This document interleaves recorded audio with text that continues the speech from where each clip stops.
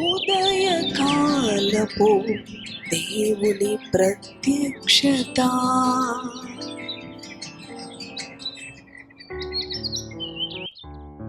Praise the lord, హల్లెలూయా. ప్రభునందు ప్రియ దేవుని బిడలారా, ప్రభు యొక్క అత్యంత కృపను బట్టి మరి యొక్క ఉదయకాల దేవుని ప్రత్యక్షపు వాక్కులోనికి వచ్చి ఉన్నాం. ఈ దినచర్యను దేవుని ప్రత్యక్షపు వాక్కుతో మనము ప్రారంభిద్దాం. తద్వారా ప్రభు యొక్క మెండైన కృప సమాధానం మనకి తోడుగా ఉంటాయి. మరి పరిశుద్ధ గ్రంథములో నుంచి నిర్గమాకాండం 23వ అధ్యాయము 27వ వచనమును చదువుకుందాం. నన్ను బట్టి మనుషులు నీకు భయపడునట్లు చేసేదను. నీవు పోవు సర్వ దేశముల వారిని ఓడగొట్టి నీ సమస్త శత్రువులు నీ ఎదుట నుండి పారిపోవునట్లు చేసేదను. హల్లెలూయా.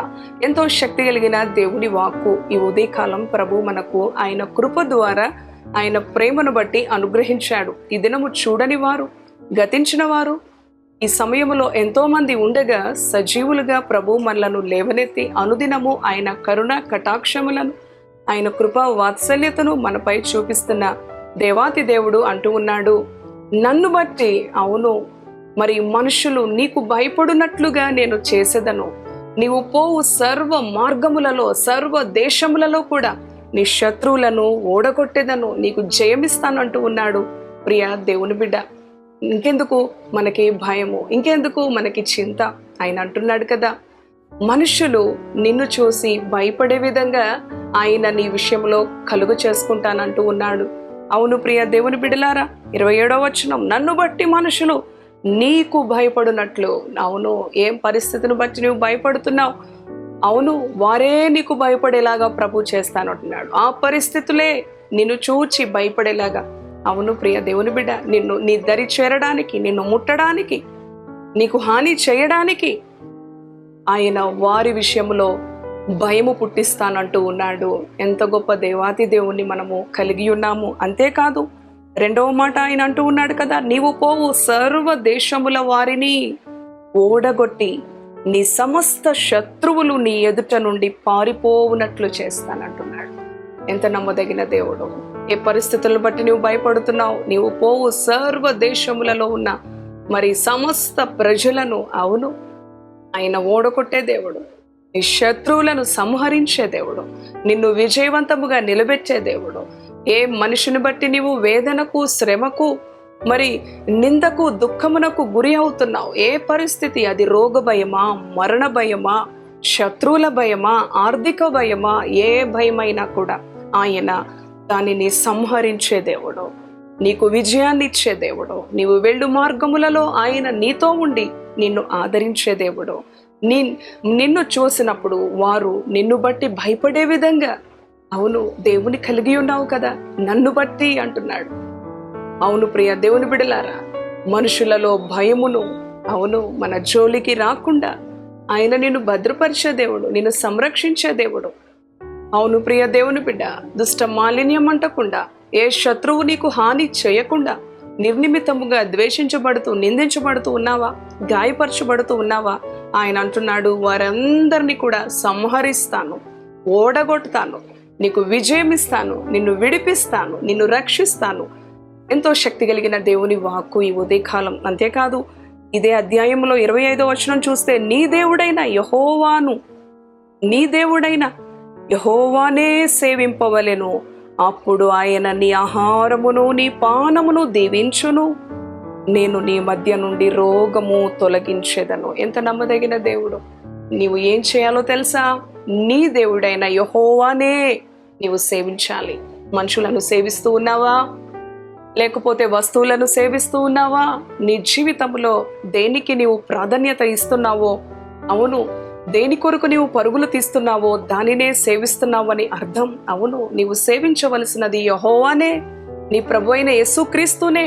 తద్వారా ఆయన అంటున్నాడు కదా, ఏ రోగము నీకు రాదు, నీ ఆహారము దీవిస్తా, నీ పానమును దీవిస్తా, నిన్ను బట్టి. అవును ప్రియ దేవుని బిడలారా, మనుషులలో మరి నిన్ను గూర్చి భయము, అవును సర్వ దేశములలో కూడా నీ శత్రువులను పడగొడతానంటున్నాడు, నశింపచేస్తానంటున్నాడు, నీకు తోడుగా వస్తానంటున్నాడు. ఇంత గొప్ప దేవాతి దేవుని కలిగి ఉన్న మనము ఎందుకు చింతించాలి? ఎందుకు భయపడాలి? ఎందుకు కలవరపడాలి? ఎందుకు దుఃఖపడాలి? ఈ ఉదయకాలం ఆయన మనతోనే మాట్లాడుతూ ఉన్నాడు. సహోదరి సహోదరుడా, ఈ మాటలు నీ కొరకే. ప్రభు నిన్ను ప్రేమిస్తున్నాడు కనుక అనుదినము ఆయన నిన్ను దర్శించి, నేనున్నాను, నేను నిన్ను ఆదుకునేవాడను, నీ ఆహారమును నీ పానీయమును దీవిస్తా, ఏ రోగము నీకు ఎంత మాత్రము హాని చేయదు. ఇటువంటి దేవాతి దేవుని కలిగి ఉన్న మనము మిక్కిలి ధన్యులం. ఆయన ఆజ్ఞకు లోబడి ఆయననే సేవించేవారముగా, ఆయనను మాత్రమే గణపరిచేవారముగా, ఆయనకు మాత్రమే మన జీవితాలలో ముఖ్యమైన స్థానము, ఆయనను ఘనపరిచేవారముగా ఉండుట కొరకు ఈ దినము ప్రభు ఎదుట మనలను మనము మరి సరి చేసుకొని, విధేయత చూపి, ఆయన ఆజ్ఞను గైకొని ఆయన ఇచ్చే సమృద్ధికరమైన ఆశీర్వాదాన్ని మన సొంతం చేసుకుందాం.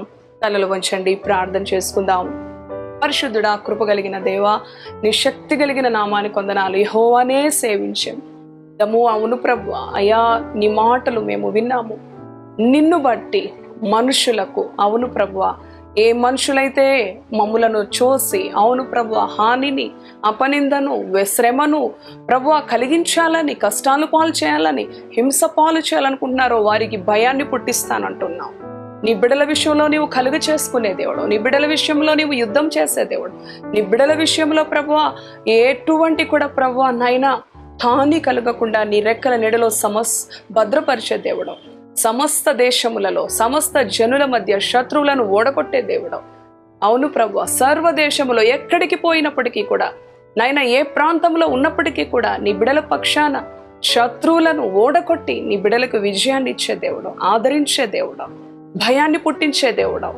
అయ్యా, ఇటువంటి దేవాతి దేవుడు మా జీవితాల్లో ఉన్నందుకు నీకు వందనాలు. ఈ మాటలు విన్న నీ బిడలను ఆదరించండి. యెహోవానే సేవించు, అప్పుడు ఆయన నీ ఆహారమును నీ పానమును దీవించును. ఏ రోగము కూడా, ఏ మరణ భయము కూడా, ఏ చింత కూడా నిన్ను ముట్టకుండా, ఏలకుండా ఆయన నిన్ను భద్రపరిచే దేవుడని వాగ్దానం ఇచ్చావు.